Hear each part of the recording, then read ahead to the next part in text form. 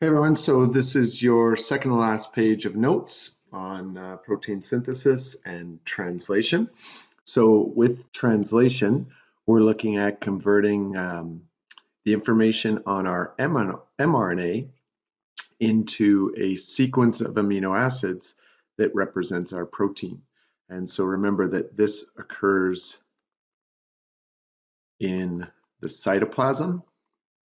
And what we want to keep in mind, if we remember back to chapter 4, is that if it's attached to rough ER, then that protein is destined for export out of the cell. And if it's a ribosome that's just free floating, so free floating ribosome in the cytoplasm, that protein will stay in the cell. Okay, so that's kind of a recap back to chapter 4, just remembering the different structures and functions of the organelles and protein synthesis, their role in protein synthesis. So back to some terminology to recap a few things and add some new terms. The 3 DNA nucleotides, well, the DNA sequence, right, the nucleotide sequence in the DNA will ultimately, in groups of 3, determine the identity of one amino acid. Okay, and so we start off here in blue with our template strand, right? Template strand of DNA. And this is going to be read in groups of 3 that produces via transcription a strand of mRNA that consists of groups of 3 nucleotides that we call codons.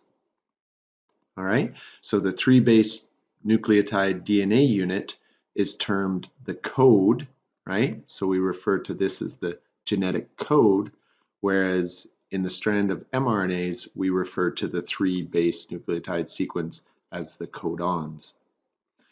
And those codons, through translation in step 2, will be translated into an amino acid sequence, which represents our proteins, which you're probably not able to see that, which will represent our proteins.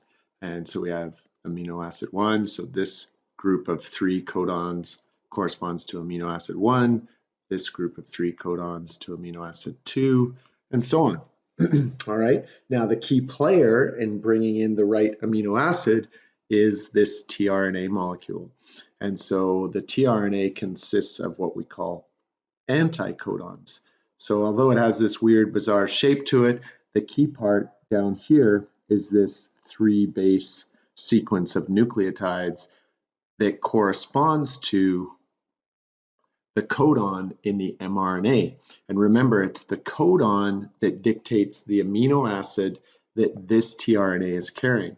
So for example, GCC is the codon. So if we were to, let's highlight this here, if we were to go back and review the table of codons found in messenger RNA, so we have this GCC. So that means G, we're going to first base, we're going to be somewhere down here, right? And I'm just excited to be able to use all my colors here. Second base, C, so we're going to be in this region here. It's not coloring so well, is it?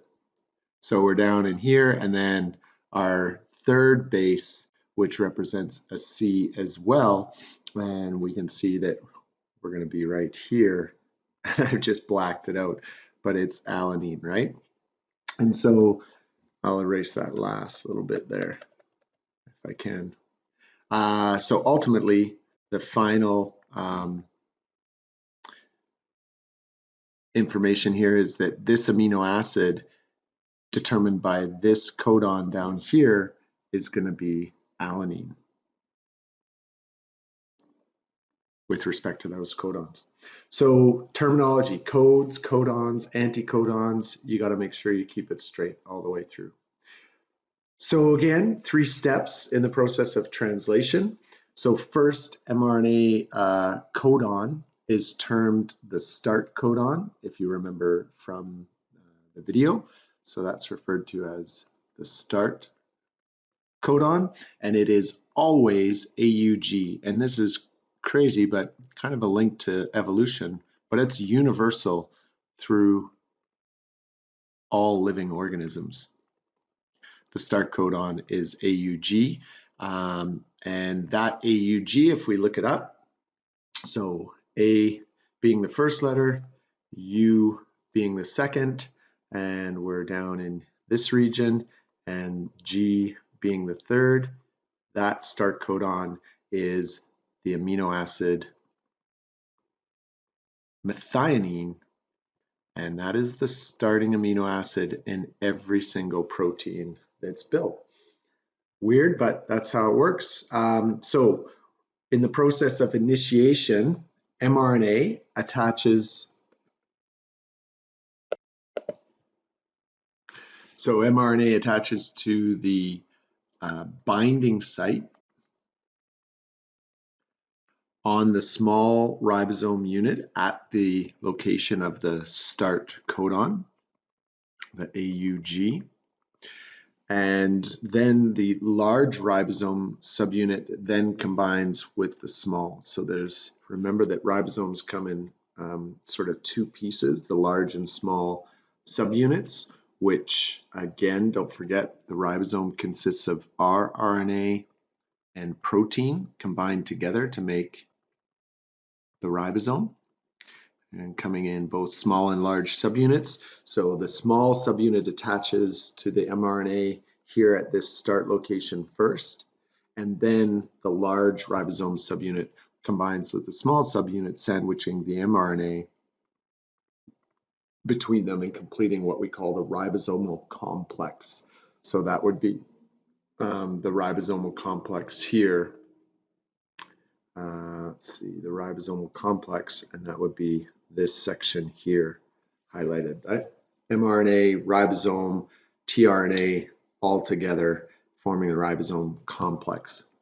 Okay, so notice that in this, I'll just erase this so we can see it a little bit more clearly, but in this ribosome, there are 3 binding sites for tRNA. So it has to accommodate, so let's write this down here first. There are 3 binding sites, 3 binding sites for tRNA, and they are designated the E, the P, and the A, respectively. Now, those E, P, and A simply stand for the exit site. So we have here, down here, the E is exit. The the P is the peptidyl site. So that's the site at which the peptide bond between amino acids, right? Peptide bond between amino acids is formed. And so that's given the designation P. And then A is simply the accepting site for the incoming tRNA. So here we have E, here we have the P site, and here we have the A site for accepting. And this is just kind of blown up here to show the codon of the mRNA, the start, AUG, and then the corresponding complementary anticodon that would be bringing that methionine amino acid, because the methionine is designated by the AUG, right? So tRNA molecule with the anticodon UAC carries the first amino acid, methionine. I apologize for a little bit of the chicken scratch all over the place here. All right, so that's step 1, initiation. You've got the complex formed, ribosome attached to mRNA, and the tRNA carrying, in this case, methionine attached and in place and ready to now start elongation as we add more and more amino acids to the chain. Okay, so a tRNA with complementary nucleotide pairing with the codon in the A site of the ribosome attaches. So what we've got here is this open site, all right? And this open site, my pen is not working, sorry. But this open site can now receive an incoming tRNA, and that tRNA anticodon will match with whatever the next codon sequence is on the mRNA. So a tRNA with complementary anticodons pairing with the codon in the A site of the ribosome attached. So now we would end up with 2 amino acids side by side, and now this ribosome is going to help catalyze that peptide bond formation between the two, right? So peptide bond formation via the reaction. Now again, remember this, if we are joining 2 monomers together, this is a dehydration synthesis, right?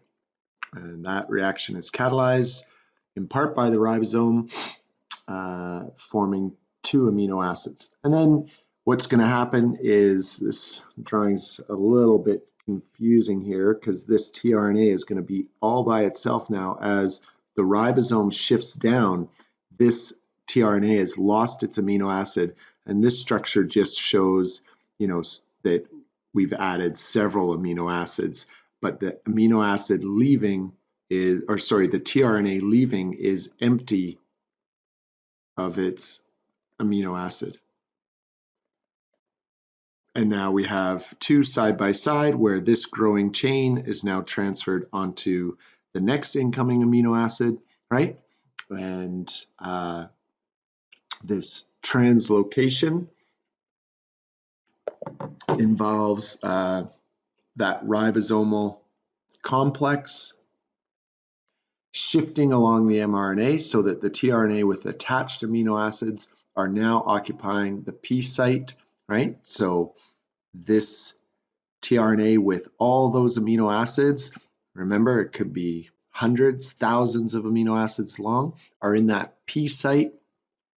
This moves the first tRNA to the exit site, which then causes it to leave, release from the ribosome, and it's going to go back into the cytoplasm and pick up another amino acid corresponding to its anticodon. So regenerated and can be used again in the whole process. This A site now accepts, right, the incoming tRNA,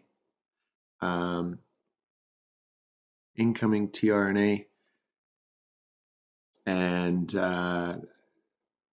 carrying another amino acid. Sorry, the A site now accepts the next correct tRNA carrying another amino acid. All right, and that process continues, and the polypeptide chain grows and grows, upwards of thousands or possibly even tens of thousands of amino acids, until such point we reach the stop codon, and this is termination, right? So elongation continues until a stop codon on the mRNA is reached, UAA, UAG, or UGA. So if we go back up to our chart here, we can see UAA or UGA or UAG. All of these represent stop codons here. And when the ribosomal complex reaches this stop codon, then termination of protein synthesis is complete, and the ribosomal complex comes apart, stopping further translation, right? And again, much like we talked about the speed at which DNA can be replicated, the same process occurs with respect to protein synthesis, and that simply is that many ribosome complexes are going to be attached to this strand of mRNA, hundreds at a time, each strand of mRNA being able to output proteins in a matter of seconds to just a few minutes, and keeping in mind that there will be hundreds of mRNA strands that are transcribed in the first place, each with hundreds of ribosomes on them, all translating the codons into proteins. All right, I would highly recommend watching this video, which is on our course Moodle, and then I would go through these last few questions here down at the bottom and recap that for Monday's class. Okay, don't forget the mutations notes coming up next.